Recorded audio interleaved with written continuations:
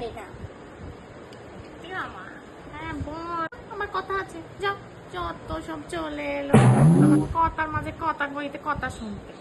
কেমন আছিস? জানিস না, আমার বউটা তো কোনো কমে লাগে না। সারাদিন রাত ওই কি ইউটিউব ইউটিউব না কি সব আছে, ওইখানে খালি সব লোকের সামনে দাঁড়িয়ে আছে। দেখি বৌমাটা গেল কিনা দেখ।